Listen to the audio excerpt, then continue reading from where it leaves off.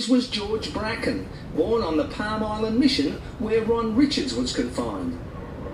Good-looking, articulate and ambitious, Bracken also fought the best they could muster, as in Gary Cowburn here.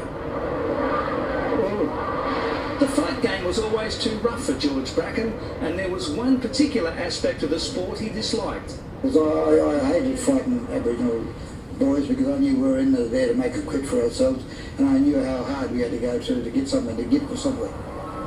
George worked on a cattle station in North Queensland, busting broncos before linking up with Jimmy Sharman, then finally finding himself in Geelong, where he became a pro fighter.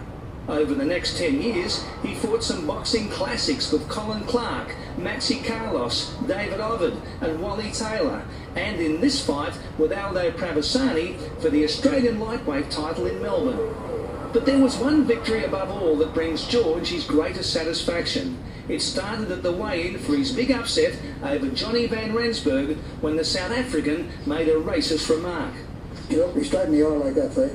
And I said, and in that era, in that 50s, to be called a blackfella, or an Abbo or whatever like that, but basically to be called a blackfella was a no-no, you know, and I said, that's all right, mate, I thought I'll give you a blackfella in the ring tonight. I said, you know, you're in a fight tonight with the blackfella. Anyway, that went in for the first round, and I went straight out there, and I was lucky enough to hit Van with the left hook.